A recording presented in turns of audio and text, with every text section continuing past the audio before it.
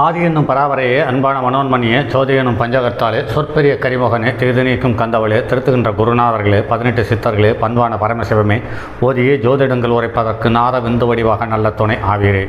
உலகில் உள்ள தமிழ் பேசும் அனைத்து நாள் உள்ளங்களுக்கும் மற்றும் ஜோதிட சான்றோர்களுக்கும் மூத்தோர்களுக்கும் ஆர்வலர்களுக்கும் மற்றும் இந்த காணொலியை காணும் உங்களுக்கும் ஆஸ்ட்ரோராஜின் இனிய நல் வணக்கங்கள். ஜோதிடம், ஆன்மீகம், வாழ்வியல், மருத்துவம் என்ற 4 தலைப்புகளில் தொடர் காணொலிகளாக கொடுத்து வருகிறோம். அந்த வகையில் இன்று ஜோதிடத்தில் மருத்துவம் சார்ந்த ஒரு பதிவு. இந்த பதிவு ஒவ்வொரு ராசிக்கும் என்ன நோய் வரும், அதற்கான வாய்ப்பு எப்போது உருவாகும், அந்த நோயை தரக்கூடிய என்ன கிரகங்கள் எது என்று ராசி காரகத்துவ நோய்கள், கிரக காரகத்துவங்கள் நோய்கள் மற்றும் நட்சத்திர காரகத்துவ நோய்கள் சார்ந்த பதிவுகளை கொடுத்து வரும். அந்த வகையில் இன்று கடந்த பகுதியில் சுவாதி நட்சத்திரம் முதல் உத்திராட நட்சத்திரம் வரை ஒரு நட்சத்திரத்தில் எந்த உடல் உறுப்புகள் ஆதிக்கம் கொண்டு இருக்கிறது என்பது சார்ந்த தகவலையும் மற்றும் எந்த நோய்கள் வரும் என்பது சார்ந்த தகவலையும் தெரிவித்திருந்தோம். அடுத்து திருவோண நட்சத்திரம் 1, 2, 3, 4 பாதங்களும் முழுமையாக மகர ராசியில் நடு நட்சத்திரமாக அமைந்திருக்கிறது. சனியினுடைய வீடு சந்திரனுடைய நட்சத்திரம் ஆக சனியும் சந்திரனும் சேர்ந்து ஆதிக்கம் செலுத்தக்கூடிய தன்மையுள்ள உறுப்புகள், சனியும் சந்திரனும் தரக்கூடிய பாதிப்பை உண்டு பண்ணக்கூடிய நோய்கள், இது சார்ந்த தகவல்கள் சுட்டிக்காட்டும் நட்சத்திரம் என்று உறுப்புகள் என்று பார்க்கும் பொழுது நீர் சுரப்பி, முழங்கால், தோல் சம்பந்தப்பட்டது, முழங்காலுக்கு கீழ் எலும்புக்கும் மேல் எலும்புக்கும் இடைப்பட்டுள்ள சுரப்பிகள் சம்பந்தப்பட்ட தொந்தரவுகள் அல்லது தேய்மானம் சம்பந்தப்பட்ட உறுப்புகள். நோய் என்று பார்க்கும் பொழுது யானைக்கால் நோய், சிரங்கு, மேகப்படை நோய்கள், தொழுநோய், கொப்புளம், சீழ்பிடிதல், வாத காச நோய்கள், கல்லீரல், மண்ணீரல், நீரிழிவு நோய், சிறுநீரகம், மஞ்சள் காமாலை, ஊது காமாலை போன்ற நோய்கள். ஸோ இந்த நோய்கள் அனைத்தும் நீர் சுரப்பிகள் அல்லது அந்த உறுப்புகளுக்கு சம்பந்தப்பட்ட. ஒரு எடுத்துக்காட்டாக கணையத்தில் இன்சுலின் சுரப்பு குறையும் பொழுது நோய்கள் சுலபமாக வருகிறது. அதாவது இன்சுலின் குறையும் பொழுது அது நீரிழிவு நோயாக மாறுகிறது அல்லது சர்க்கரை நோயாக மாறுகிறது. இப்படி சனியனுடைய தாக்கமும் சந்திரனுடைய தாக்கமும் ஏற்படக்கூடிய ஏற்ற இறக்கங்களால் வரக்கூடிய நோய்களை அடையாளம் காட்டியிருக்கிறார்கள். அடுத்து அவிட்டம் 1, 2 பாதங்கள் செவ்வாய் நட்சத்திரம் மகர ராசி சனியனுடைய ஆதிக்கம் பெற்றது. சுட்டிக்காட்டும் உறுப்புகள் முழங்கால், மூட்டுகள் மற்றும் முழங்கால் மூட்டுக்கள் சம்பந்தப்பட்ட குருத்து சம்பந்தப்பட்ட உறுப்புகள்.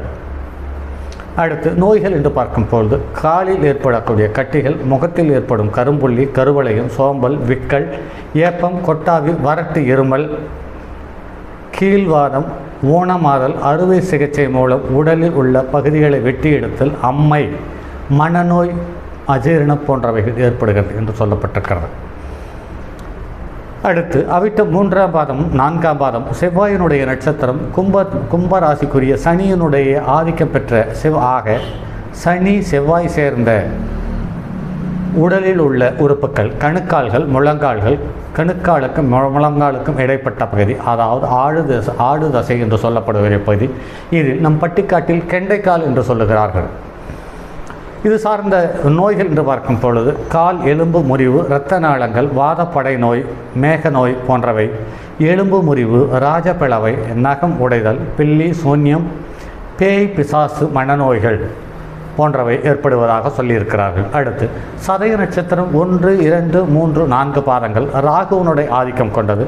சனியனுடைய வீடு கும்பம் ஆக ராகுவும் சனியும் ஆதிக்கம் கொண்டுள்ள உடல் உறுப்புகள் மற்றும் அதனால் ஏற்படக்கூடிய ராகுவும் சனியும் சேர்ந்து தரக்கூடிய பாதிப்புகள் சார்ந்த நோய்கள்.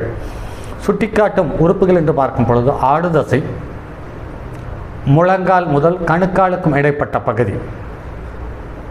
நோய்கள் வாத நோய், விக்கல், சிரங்கு, மேக நோய், தொழுநோய், அதிகமான இரத்த அழுத்தம், கால் முடம், ஊனம், அஜீரணம், கொழுப்பு சார்ந்த நோய்கள், தொற்று நோய், தோல் உண்ணிகள், தோல் பூஞ்சைகள், பில்லி, சூன்யம், மனநோய், இறப்பு பற்றிய பயம், இவைகள் அனைத்தையும் ராகுவனுடைய நட்சத்திரத்திலும் ஒரு கிரகம் இருந்து தசாபுத்தியை நடத்தும் காலம் அது 6ஆம் இடமாகவோ லக்னாதிபதியினுடைய வீடாகவோ இருக்கும் பட்சத்தில் இந்த விதமான நோய்கள் நடைமுறையில் வந்து போவதை உணர முடிகிறது. அதனுடைய தசாபுத்தியாக இருக்கும் பட்சத்தில் இறக்கும் வரையிலும் அந்த நோய் நம்மோடு இருப்பது என்பதை காண முடிகிறது. பூரட்டாதி நட்சத்திரம் 1, 2, 3 பாதங்கள் குருவனுடைய நட்சத்திரம், குருவனுடைய ஆதிக்கம் பெற்ற நட்சத்திரம், ராசி கும்பம், சனியினுடைய ஆதிக்கம் பெற்றது. சுட்டிக்காட்டும் உறுப்புகள் என்று பார்க்கும் பொழுது குருவும் சனியும் சம்பந்தப்பட்டு ஆதிக்கம் பெற்ற உறுப்புகள் கணுக்கால், நுரையீரல், சுவாச உறுப்புகள். நோய்கள் என்று பார்க்கும்போது வலிப்பு, மூளை, கை கால் அசைக்க முடியாத வலி, தசைப்பிடிப்பு, தசையில் நீட்சித்தன்மை இல்லாமை, இதயம் சார்ந்த பிரச்சனைகள், இதய வீக்கம், உயர்ந்த குறைந்த இரத்த அழுத்தம் சார்ந்த நோய்கள். பூரட்டாதி நட்சத்திரம் 4ஆம் பாதம், அதாவது குருவனுடைய நட்சத்திரத்தினுடைய கடைசி பாதம், குருவனுடைய வீடு, அதாவது மீனராசிக்குரிய வீடு. ஆக குருவனுடைய ஆதிக்கம் பெற்ற உடல் உறுப்புகள், அதே சமயத்தில் குருவனுடைய தாக்கமுள்ள நோய்கள், அடையாளம் காட்டக்கூடிய நோய்கள், இவைகளை நடைமுறையில் பார்க்க முடிகிறது. ஆக சுட்டிக்காட்டும் உறுப்புகள் பாதம், நகம். நோய்கள் என்று பார்க்கும்போது வியர்க்கும் உள்ளங்கைகள், ஈரல் வீக்கம், அடிவயிறு நோய்கள், குடல் நோய், குடல் இறக்கம், மஞ்சள் காமாலை, கால் ஆணி, பித்தநீர் ஏற்ற இறக்கம், இது சார்ந்த நோய்களை அடையாளம் காட்டுகிறது. அடுத்து உத்திரட்டாதி 1, 2, 3, 4 பாதங்கள் கொண்ட முழு நட்சத்திரம் மீனத்தில் அமர்ந்திருக்கக்கூடிய நடு நட்சத்திரம். ஆக குருவும் சனியும் சார்ந்த ஆதிக்கம் கொண்ட உடல் உறுப்புகள், இதனுடைய பாதிப்பை குருவும் சனியும் சேர்ந்து ஏற்படக்கூடிய பாதிப்பை அடையாளம் காட்டும் நோய்கள். சுட்டிக்காட்டும் உறுப்புகள் பாதம், கால் தசை, பெரிய நரம்புகள் உறுப்புகள். நோய்கள் என்று பார்க்கும் பொழுது வாத வலி, அழுக்கு கட்டிகள், சீல் பிடிக்கும் புண்கள், மன அழுத்தம், அஜீரணம், கண் அழுத்தம், எலும்பு முறிவு நோய், காச நோய், நீரினால் ஏற்படக்கூடிய வீக்கம், பாத எரிச்சல் போன்றவை அடையாளம் காட்டுகிறது. ரேவதி நட்சத்திரம் 1, 2, 3, 4 பாதங்கள் அடங்கியது. இது முழுமையாக புதனுடைய நட்சத்திரம். ஆக குருவனுடைய வீடு, புதனுக்கும் குருவும் ஆதிக்கம் பெற்ற உடல் உறுப்புகள். சுட்டிக்காட்டும் உறுப்புகள் பாதம், நகம், புத்தி பேதளித்தல் போன்றவை உருவாகிறது. நோய் என்று பார்க்கும் பொழுது அடிவயிறு, மூக்கு ஒழுகுதல், டஸ்ட் அலர்ஜி, ஒருவித பதட்டம், தனக்கு தானே பயப்படுதல், திக்கி திக்கி பேசுதல், கீழ்வாதம், சுளுக்கு, செவிட்டுத்தன்மை, குடி போதையினால் வரும் பிரச்சனைகள், குடல் புண்கள், கண்களில் ஏற்படும் நீர்க்கோர்த்தல், அலர்ஜி, தைராய்டு சம்பந்தப்பட்டது என்று சொல்லப்படுகிறது. ஆக இந்த 27 நட்சத்திரங்களும் சுட்டிக்காட்டும் உறுப்புகளும் சுட்டிக்காட்டும் நோய்களும் அந்த நட்சத்திரத்துக்கு சம்பந்தப்பட்ட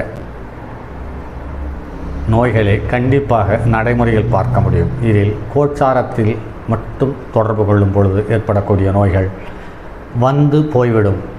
அதுவே தசாபுத்தி சம்பந்தம் ஏற்படும்போது அந்த நோய் பலமான பாதிப்பையும் சங்கடத்தையும் ஏன் இறக்கும் வரையிலும் அந்த மனிதனோடு இருந்து பயணித்துவிட்டு இறப்போடு சேர்ந்து பயணித்து விடுகிறது என்பது நடைமுறையில் பார்க்க முடிகிறது.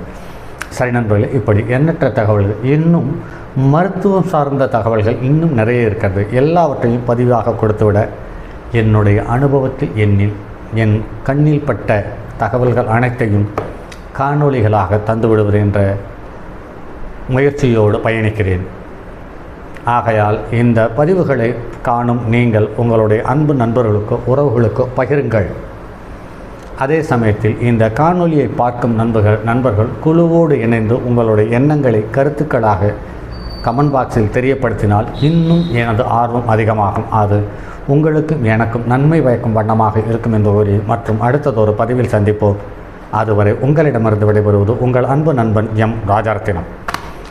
தங்கமான் மழுவோடேந்தி தன்மதி தலையில் கொண்டோர் மங்கையர் பதிக்கச் சொன்ன மாமொழி ஜோதிடத்தை இங்கு யாம் உரைப்பதற்கோர் இமை என்னும் பிழை வராமல் காக்க செங்கன் மால்மருகன் யானைச்சரன் பதம் காப்பதாமே.